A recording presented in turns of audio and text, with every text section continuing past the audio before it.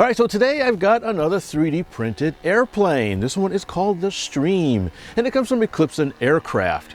And this one is really neat. It's really nice looking. It's got a 44-inch wingspan, and it runs on a roughly 400 class motor. So you're talking about 200 to 300 watts of power and on a 3-cell. And this is a really nice looking plane. I really like the looks of it. Very high-speed civilian look to it, almost like maybe a Cirrus SR-22-ish kind of thing. Some really nice features on this one. I really like some of the design changes they made. It has a plug-in landing gear, which is nice. I guess if you want to hand launch it or something like that, or replace landing gear. And of course, what I really liked was that all the control surfaces now have hidden pin hinges.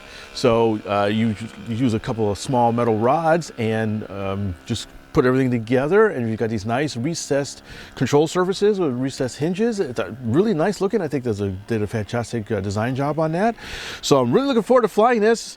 This will be nice. Look at these fancy wheel pants. And again, like some of the other designs, I have also 3D printed the wheels out of flexible filament. Most of the rest of the plane is PLA, what I think a nylon motor mount. So without any further ado, let's see how she flies. The battery is accessed through a convenient front hatch. Its first ever taxi test went well enough.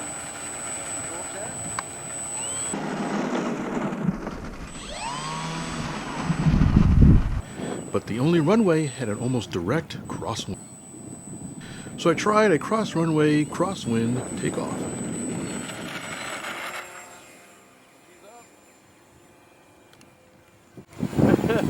Out of trim. And quite a bit out of trim. She was flying, but it was going to take a few laps to get the trim set.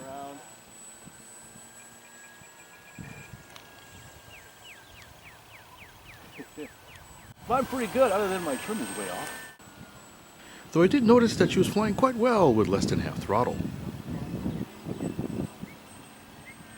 Flies with just a little bit of power too, doesn't need much in the air.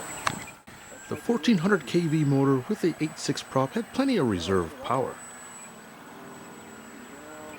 With the trims finally set, I could bring her down for some beauty flybys. And even coax a roll out of her, though the recommended throws were a bit slow for my taste.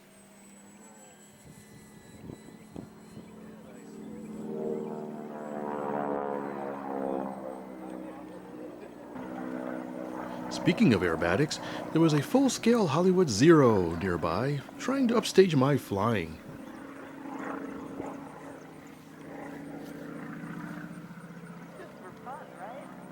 Yeah.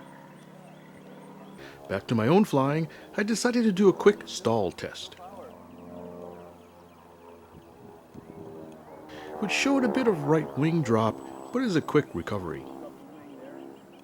Seeing as I needed to add some down trim, I decided to bring her in for a CG adjustment. The Stream being surprisingly slippery, I overshot the runway and had to make a missed approach. Bring her on again. The second try was better, until it wasn't.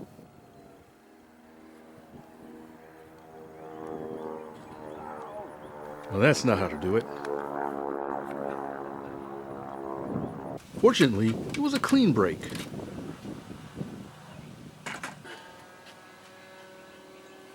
And easily repaired with super glue and accelerator. With the help of a third hand from a friend.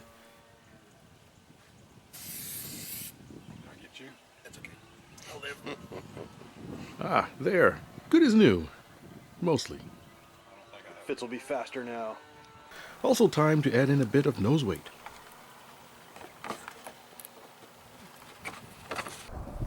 All right, round 2, fight! We are back together. This time I add a little bit of nose weight.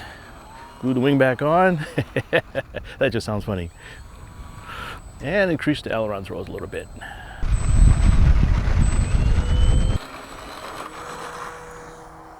And we're up. Kind of horsed it off the ground that time, but all right, she's feeling pretty good.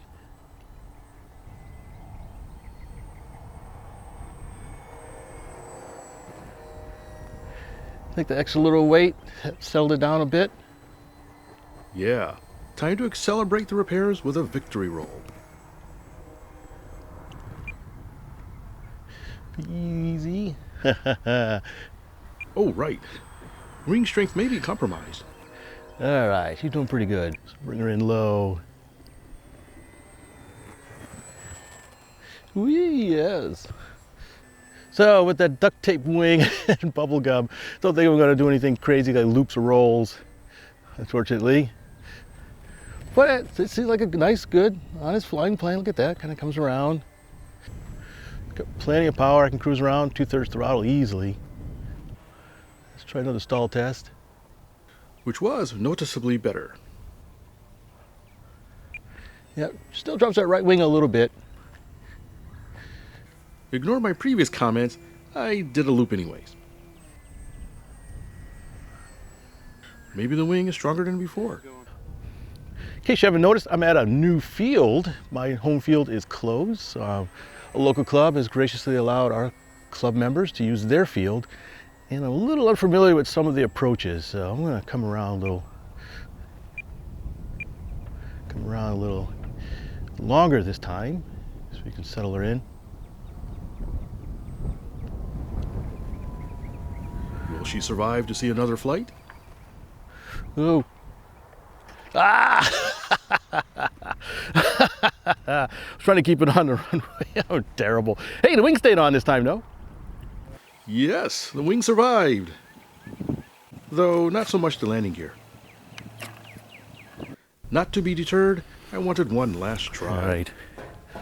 So I can land this thing without cracking it up again. And proceeded to botch the takeoff. Did the wheel turn? Maybe that wasn't my fault. Do a slow flyby, I'll see if I can tell. I think the wheel turned on it. Yeah, it did a little bit. Oh, great. Now I have to try to make a good landing with a faulty undercarriage. As they say, fly it all the way to the crash. Hey, good landing. I don't think it'll taxi. I think the wheel turned. Oh. The back two wheels have problems. Oh, they're all sideways. Whee! Free Tokyo Drift! Yeah.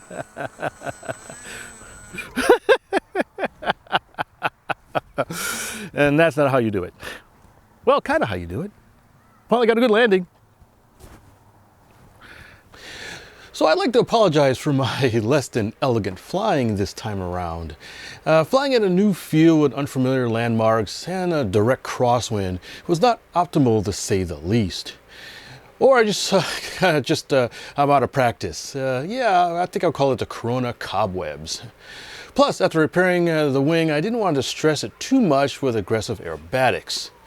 I also want to note that the wire I used for the landing gear is really just too soft. I mean, let me look at this. I could probably bend it with one hand. Yeah, look at that. So it's not really a fault in the design. So I plan to replace it with spring steel and likely use JB Weld instead of CA for glue. So I really don't consider it a design flaw.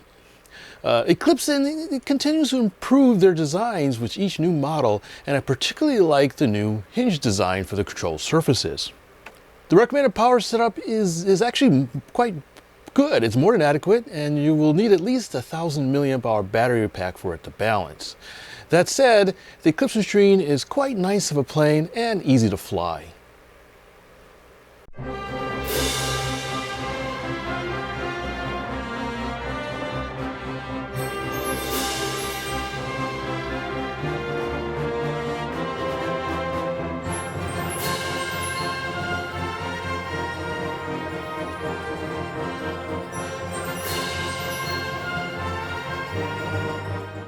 Field repairs?